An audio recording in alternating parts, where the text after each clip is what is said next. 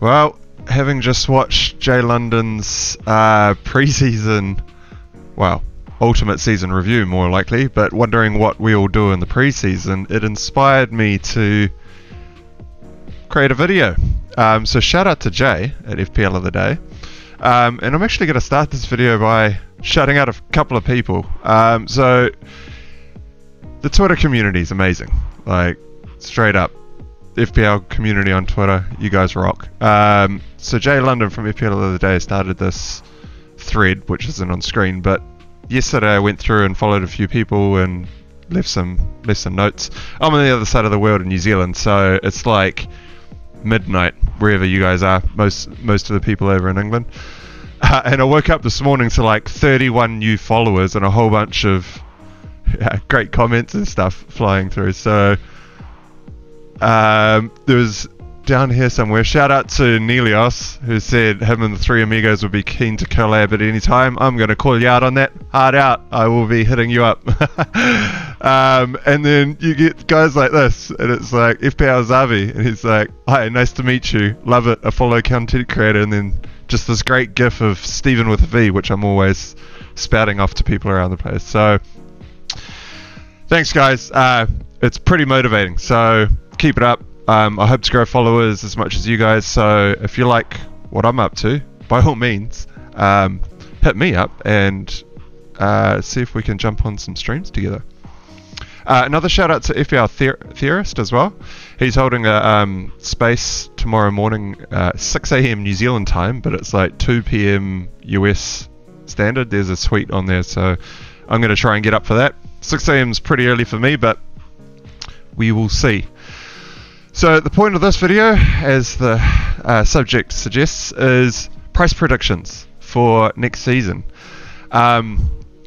The past 3 seasons I have done pretty well. So I just finished up a 15-year software career and 60-hour working weeks and all sorts, burning the candle at both ends. Didn't really leave me a hell of a lot of time to actually get into the nitty-gritty of FPL. But in the last 3 years, it's kind of eased off a lot. So much to the point now that I have resigned from software and I'm jumping into the content creation world. FPL being one of them.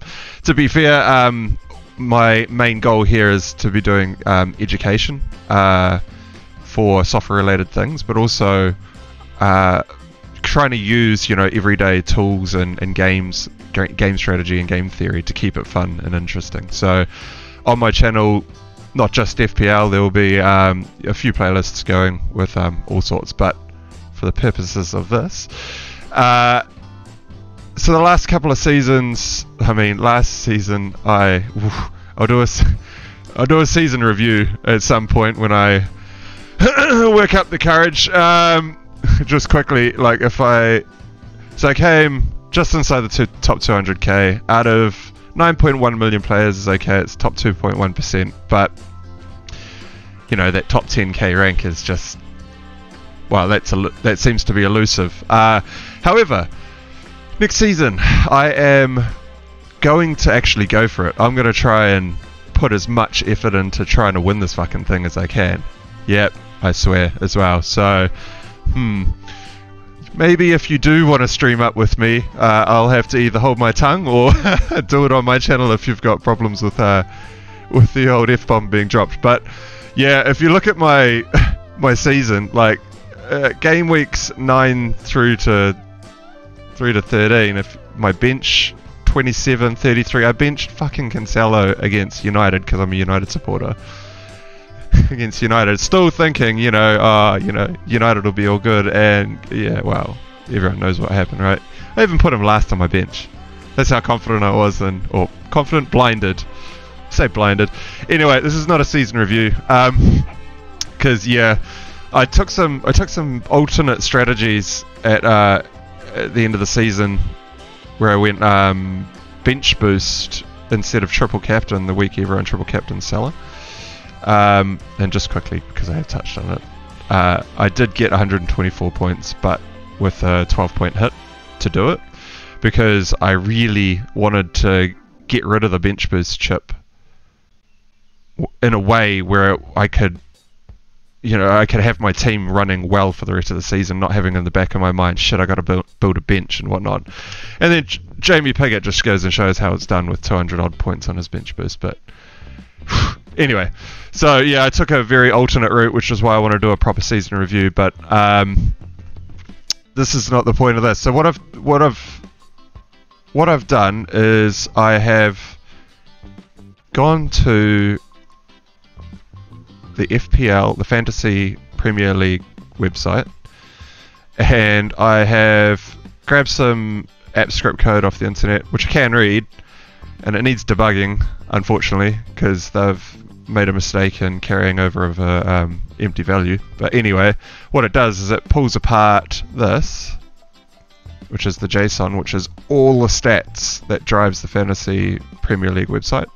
So you've got everything in here in a spreadsheet for to tinker with, and it's got like all the chips, the deadlines. I mean, it's 53,000 lines of data, really. Anyway, so pulled that apart out of JSON, chucked it into just a dump spreadsheet, which is here, which is like one of the master spreadsheets in one of the master tabs in this spreadsheet that I just do not touch, because once it's there, then all the other tabs just deal with it. But it's got a lot in here, right? Then I've just created a master list of all the players ordered by total points scored, and then I watched the FPL black box predictions in the Schools Out YouTube video, so this one on screen, and at minute 51:40, I had to watch the thing twice. The first time I watched it, I missed some stuff, because I love listening to those guys. I love the fact that they're always ribbing each other. It's great. It's good for content. But at minute 51:40, they start doing some pretty proper discussion about what they think the price will be next season. Now, I think the pricing's completely wrong, in FPL, to be honest. I can understand why they do it. They try to keep the game simple to get more players, but I think it's now at the point where they've got over 9 million players. I mean, in each season there's another million or so players. It's gaining steam quite quickly. Now, after seeing the experiment that the Black Box team did on the Apprentice, the Apprentice that didn't have any access to Twitter or didn't really get any guidance, i.e. was brand new to the game and just stepping in for the first time with the guidance of two pretty astute managers. I mean, pretty cool, pretty good coaches. I would have liked to see maybe a separate stream running, or I don't know, maybe even a separate sub channel with someone else looking after the two, and then checking in with their mentors every now and then, just to see how much of a difference that would have made. Because I predicted that, I forget the other guy's name, because he just gave up on the game as soon as he used the chips and realized, because he didn't know about any of the strategy or anything like that. So really, really interesting experiment. I thought it was great. So what I've done here is I've created a recommended price category or column, and the recommended price, I think, should be quite a lot higher for some of the players to make the game way more diverse and actually a bit harder. Mark Southerns talks about the purity of the game, and he's right. You can't. I think they're running the risk of being stuck with rules in fantasy that related to how football was actually played when the game was largely constructed. That was when you had a right back and a left back, which I played football pretty competitively in New Zealand, in Auckland. I was playing in the national, one of the national tournaments, seasons. It's a while ago now. I did my ACL, so that kind of ended my career at the age of 32. But left back and right back, when I was playing, back in my 20s, was kind of the worst positions on the team. It was the players that you're just just chuck them at the right back or left back, because they're out of the way. They won't do any damage over there. They can fuck up a pass and kick it out to touch, whatever. But now the game has evolved where your wing backs are like actual wingers, who, if you watch, like, just watch Trent play, like the best player, I think, pound for pound in the game. Like, you just put him in your team and just left him there the whole season. It was just a dead spot, really. And that's why I think the it hasn't kept up. So the wing-back role and the way that the actual game of football has changed and strategy is very, very different now. And the rule system or the points don't quite make sense in relation to the cost associated to the players that you purchase. So what I've done is, in the highlighted green cells is the second 2-hour watch through of Schools Out FPL of the Black Box pod. I went through and I wrote down their final price prediction, even though they kind of went backwards and forwards on a couple of them, so I had to guess at like 3 of them, I think. But pretty much all of these prices are the ones that they ended up arriving at upon discussion in that episode. And then right at the end, there was also like Mark was trying to build like 4 different wildcard teams with predicted pricing and stuff. And those predicted prices that were shown for a couple of the players are actually a little bit different to what they had discussed leading up to that thing. So I've actually put in the discussion prices, not the one that was on the final slide, or one of the final slides. So, for instance, Mo Salah, they predicted 13 million for him next season. Now I reckon he should be like 14.5. Now if you go back to who was it at Arsenal that absolutely stonked it and then started it, the striker, man, woof, it's been a few seasons, you forget names, but anyway, he started at about 14 that season, did terribly. Everyone kicked him out of his team because Arsenal just took an absolute dive. But I reckon he should be up at about 14. And then contentiously, probably highly contentiously, Son, I reckon should be priced at 13.5 million.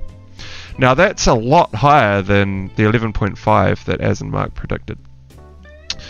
They were also reasoning that perhaps Son should be considered a forward rather than a midfielder. Now, I disagree with that quite strongly, actually. He is not a striker. The way the game has changed, right? You have to do a lot more running. So if you put in the extra effort of running, so these guys run like what? Is it like 10 kilometers in a game? I think when they actually track them via the, they've got all the individual trackers that are marking them around the pitch. I think they travel on average like between 9 and 10 kilometers in a game or something crazy like that. Now, if you are willing to put in the extra effort to always be up front and finishing off the goal from the position of the midfield, that should not classify you as a forward just because you put in that extra effort and have to do that extra amount of running.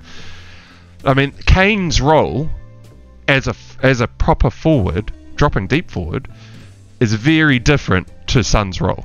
Like, they're just polar opposites. Like, if you play enough football, they're different, very different.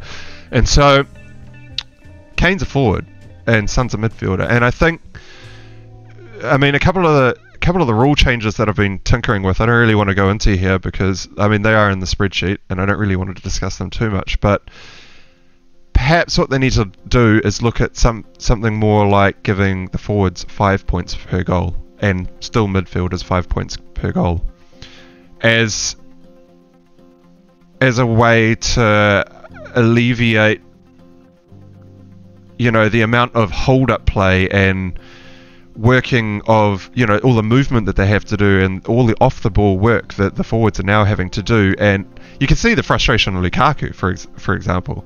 Like, he wants to be the one shooting all the time and scoring, where he's finding the role he's being asked to play as today's forward is hold-up play and like laying off and then movement, dragging a defender away for your number 10 or one of your wingers has done this mad sprint, to cut through right back in the center centre defender, because Lukaku's managed to pull a central defender out of the way. You know, it's a very different game now. So maybe 5 points per forward would make sense. I've also thought, you know, assists. Like if you get 2 assists in a game, I mean, yeah, you get made up for it in the bonus point system. I get that. That's why De Bruyne gets done so heavily. But maybe for the second assist, you get an extra point or something. Anyway, this is why I didn't want to go into the rules, because it's you know, just talk about that forever. So what I've done here is I've pulled just a couple of columns out of that master data spreadsheet that was on the far right. So I pulled out the start price, I pulled out the final price. Now this is actually a calculation because they didn't actually list it in the spreadsheet. It's quite a raw data sheet, so you have to do all sorts of calculations to get some of these figures.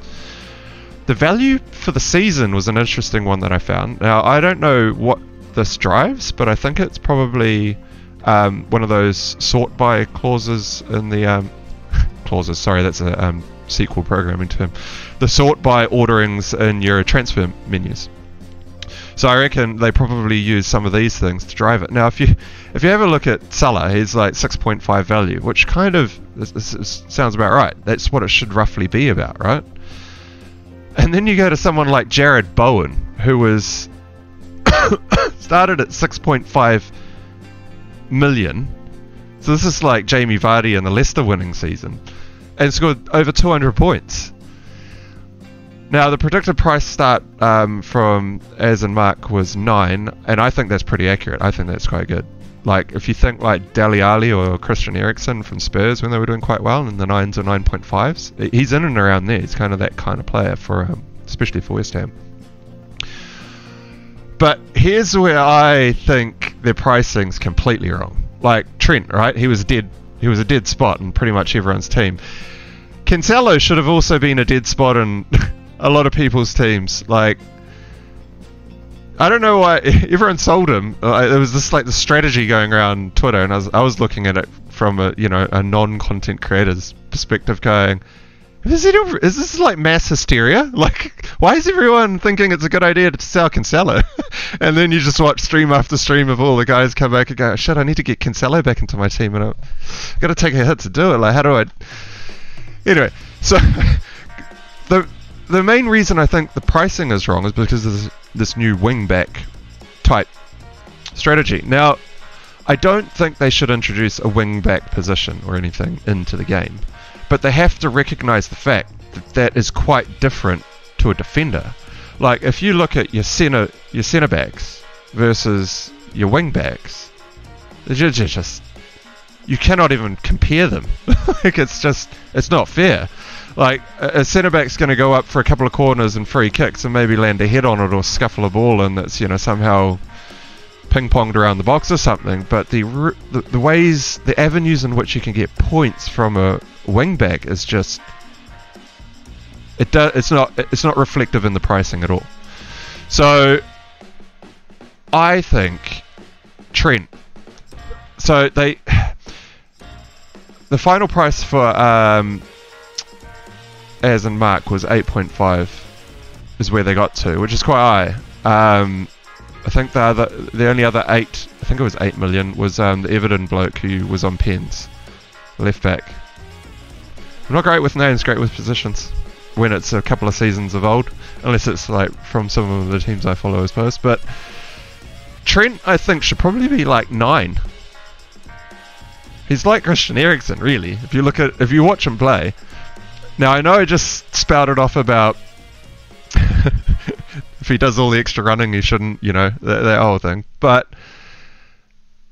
the pricing needs to reflect that he's on free kicks, he's on corners, he's actually playing as like a traditional right mid or a traditional left mid role. That's actually what he's playing as, with Salah in front playing a typical like winger role, and then they intermingle. But what happens is Trent actually takes up the centre spot. If you look at him, he's sitting like, because he's got a long range shot on him as well, I suppose, but he sits just outside the D on the edge of the 18 when the play is happening in front. Like, and like when you see you know, they switch a play and it comes around, you know, the big arc around the back, and you look at where Trent is when that all happens, he's sitting as if he was a number 10. Anyway, his points for the season, 208. Now, if Jared Bowen should be at 9 or 9.5 is what I think, surely you've got to price Trent the same. Even though he's going to be classed as a defender, because they do have to do all the defensive duties, and they do have to earn those clean sheets, whereas midfielders, like an actual midfielder, to a lesser degree, and this is where the whole strategy of the game has changed, and the overlap of roles has kind of, yeah, it's a bit hard to describe it. I guess enough of you will know what I mean if you're watching this. I mean, I don't know how many people are going to sit down and watch a bloke they've never heard of talk about a spreadsheet for, you know, pricing of fantasy teams or anything. But so in here I've got a column for reason, and if you actually look at all the wingbacks, like in the top 1, 2, 3, 4, 5, 6, 7, in the top 8 total point scorers for the season, we've got three wingback players in there. Andrew Robertson, Cancelo and Trent. Now, if you go further down, you still see these wingbacks. They're still quite high up in the list. I mean, this is all players ordered. This is what, top 25 or something. I should really put some numbers down the side. Hey.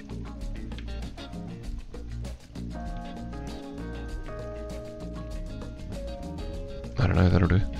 So, where are we? Oh, way up here. So if we go down to like James, he's 33rd on the list of all players, scoring 140 points as a defender. Like, this is why big at the back became like the strategy.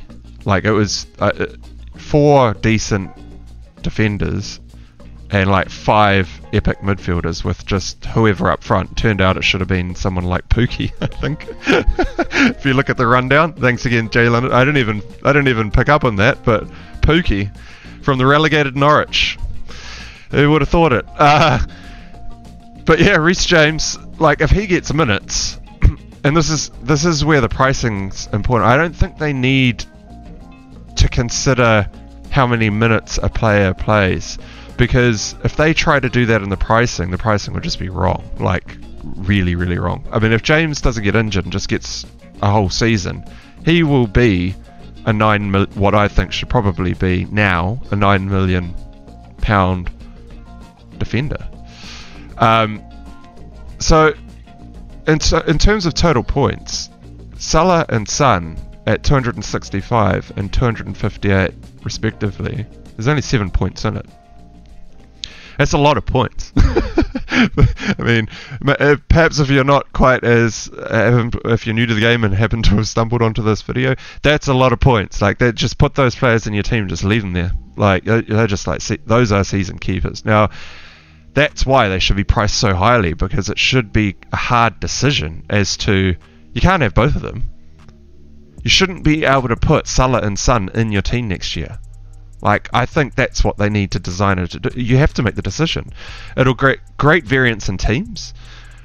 You'll have to pick your run of games better. It will become way harder later in the season when like all the extra Champions League games and FA Cup and all that starts kicking in. And it'll, I think, make the game a lot more pure in the fact that it is adapting to how the game of football has changed. Now, to counter the fact that it will be harder, and I like difficult, I think it should be a bit harder, because the template, there's always going to be a template, because it'll always be based on a percentage of ownership per player, but I think those percentage figures are too high. It's too common across too many players. I mean, 9.1 million players, and you get like an EO of 200 and something % on a player. Sure, maybe one player on one given game week, but if it's always there, like, there's not much of a decision being made somewhere. But or maybe there is. I don't know. You know, you can kind of see where my thought process is going, right? Like, I'm not here to say what should happen or anything. It's more about asking questions as to how should the game adapt, because it's not right at the moment. Now, first half season chips and second half season chips, I think is just, that's it. That's all they really need to fix the pricing and introduce that, and they've got it covered. The first half season chips will keep those new players engaged once they realise they get all those chips back again in the second half of the season, and it's only, you know, a couple of game weeks away and they get to tinker with their teams again. Now, having learned, oh shit, this is how these things work. Oh my god, I burnt my second transfer that I'd built up when I used that free hit. Like all these, you know, newbie errors that people make across the way. They can learn that in their first season and love the fact that they're owning, you know, 3 players from a horrid Man United team because they're playing the game for supporting their team rather than actually really going, you know, for competitive value. Yeah, anyway, so that's 25 minutes. Jeez, I can waffle. I think that's probably enough for this anyway. At least to get to some content up to practice and whatnot. I try to do things in one take. Because I never learnt the video editing skills. I need to teach myself the video editing skills, and those skills take a little bit of time to learn, of which I don't have much at the moment. So I'm just going one throw at it. So no cutscenes, no nothing, no 3 seconds of this image, 3 seconds of that image to keep everyone's, you know, attention to me. So I may be making huge errors here, but I need to get content up and I need to get followers. So this is the only way I can do it. So if you made it through the 26 odd minutes, thank you. Please do like and subscribe. And I will put the link to this spreadsheet in the description. It's a public link, so anyone can view it. I'm hoping to collab with a few of the FPL community members out there, and we'll hopefully be, find some people who would be keen to work on the spreadsheet, or to be like, bro, you got this spreadsheet completely wrong. What the fuck are you doing? And then we can fix it together or something. So I'll be more than happy to add people as editors if they are keen on this type of thing. Or if you just want to view it, yeah, feel free to see how it's going. There's also, I think I've put in the top 6 teams, so like City, Liverpool, United, and also the breakdown of forwards, midfielders and defenders, just because you won't be able to sort anything in the sheets, because as soon as if you don't know how to sort in Google Sheets, it just mucks up everything, and that's why I've locked it all down. And one interesting one that I won't go into here, but you may want to have a look at, is that season value stat that I found hidden in the troves of information that I still have not gone through in depth, is the list ordered by season value. Now, I did put a filter on to you had to score at least 30 points in the whole season. So James Milner made it in the list at the top. I was considering going 40, but then players like Donny van de Beek would have dropped out, and he may be a potential, low-priced asset of consideration next season if he gets into the team. So I didn't want to completely drop the filter too low. But in order of season value, you've got Jared Bowen top of the list, then Cancelo, then Jota, and Thomas from Leicester. So this one, you'll see on here, being a global game, there's some unique names out there, and we've got names that we become accustomed to seeing on our screen, which is on the master list, called player web name. That's in that data sheet, but that data sheet also actually has their proper first name and last name. So in this one I haven't actually included the proper name. It's just a raw dump if you want to go through it. But this would probably be the one that I will analyze quite closely when I'm building my team next season, once the pricing actually comes out. But yeah, thanks for sticking around, and hope to catch you again sometime soon.